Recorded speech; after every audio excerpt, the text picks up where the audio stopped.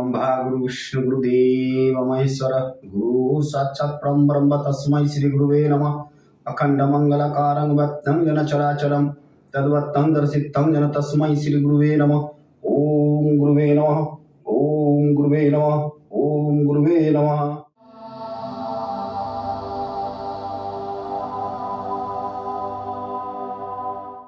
नमस्कार जी, मैं ब्रह्मनाथ, चैनल का नाम अधीर स्वतंत्र।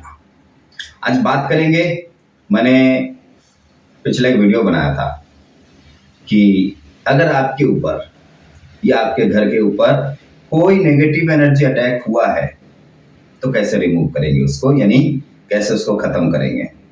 ठीक है, तो वीडियो में जाने से पहले मैं आपको ये अनुरोध करूंगा, पहले मेरा पिछले वीडियो देख लीजिए, आई बटन में दिया हुआ है, देख लीजिए, और नीचे कमेंट बॉक्स में उसका लिंक भी मिल जाएगा, तो देख लीजिए, फिर ये वीडियो देखिए, नहीं तो वो समझ में नहीं आएगा आपको, फिर ना ये समझ में आएगा ना वो समझ में आएगा। तो अब आते हैं कि अगर आपका घर में कोई नेगेटिव एनर्जी है या अटैक हुआ है या आपका बॉडी के ऊपर कोई नेगेटिव एनर्जी अटैक हुआ है, तो उसको रिमूव अगर हम करते हैं तो किस किस तरह से करते हैं। देखिए, पहली बात, नेगेटिव एनर्जी हल्का से हल्का, भारी से भारी होता है। मैं आपको कभी ये नहीं कहूंगा कि आप लोग टोटका को यूज करें। देखिए, टोटका जो होते हैं ना, टोटके बताते हैं, बाबा जी टोटका बता दीजिए। मैं टोटके बहुत कम बताता हूँ, उसका रीजन है क्यों, मैं आपको बताता हूँ। एक एग्जाम्पल समझ लीजिए, ठीक है। मान लीजिए पानी का बहाव बहुत तेज है और हमने उसमें एक हल्का सा बांध लगा दिया, हल्का सा बांध उसमें लगा दिया। एक टाइम आएगा वो बांध के तोड़ के पूरा गांव उजाड़ के ले जाएगा वो बांध पानी का, ठीक है। तो वो हल्का जो बांध होता है वो बांध को मत लगाइए। अगर कुछ करना ही है तो पानी का रुख मोड़ दीजिए, नहीं तो कभी ना कभी पानी वो बांध टूटेगा और आपका पूरा गांव डुबाएगा। तो इसीलिए पहले ये समझना जरूरी है कि जो नेगेटिव अटैक हुआ है वो कितना पावरफुल है, कितना पावरफुल है, इसको पहले समझ लीजिए। देखिए, नेगेटिव एनर्जी बहुत तरह का होता है, हल्का होता है, भारी होता है, बहुत भारी होता है, एकदम अंत तक होता है, या फिर शुरुआती होता है। मैं आपको इसको बोल के नहीं समझा सकता, इसको बोल के समझा नहीं सकता, ठीक है। जैसे हमारे जो वेदर होता है, मौसम कैसा होता है, पहले धीरे धीरे, जैसे हम लोग ठंड का मौसम होता है ना, तो ठंड धीरे धीरे धीरे धीरे धीरे धीरे आता है और फिर वो धीरे धीरे धीरे एकदम से बहुत ठंड होता है। तो हम लोग क्या करते हैं, स्वेटर पहन लेते हैं, मफलर ओढ़ लेते हैं। तो उसका मतलब ये नहीं कि ठंडा चला गया, ठंडा तो है ना, बस हम अपना सेफ्टी ले लिए, ठीक है। तो लेकिन इसका मतलब नहीं कि वो नुकसान नहीं करेगा, जरूर करेगा। लेकिन वो मौसम है, वेदर है, और ये नेगेटिव एनर्जी है, ठीक है। तो इसके लिए आपको उसका रुख मोड़ना पड़ेगा। अगर आप उसका रुख नहीं मोड़ सकते हैं तो उसको छूना भी नहीं है। वो मैंने बहुत सारे वीडियो ऐसे देखे हैं, छोटे छोटे टोटके बताते हैं, नींबू घुमा के फेंक दो, ये कर दो, वो कर दो, दिया जला लो, कपूर जला लो। नहीं, अगर ऐसा कुछ करते हैं, अगर आप ऐसा कुछ करते हैं तो आप अपना जो समस्या है खुद बढ़ाएंगे। हाँ, करना क्या है आपको, आप घर में पॉजिटिविटी बना सकते हैं। कैसे? कर्पूर जला सकते हैं, हनुमान चालीसा पाठ कर सकते हैं, घर में सुगंधित अगरबत्ती लगा सकते हैं, पोछा साफ सुथरा घर रख सकते हैं। तो वहां पर कहीं हद तक आपका नेगेटिव एनर्जी रिमूव होगा। लेकिन इसका मतलब ये नहीं कि वो भाग गया, नहीं। तो इसके लिए मैं आपको बहुत सरल एक उपाय बता रहा हूं, बहुत ही सरल है। अगर आपको लग रहा है कि आपका घर में नेगेटिव एनर्जी है, एक तो हनुमान चालीसा का पाठ जरूर करें, हनुमान चालीसा का पाठ अनिवार्य जरूर करें।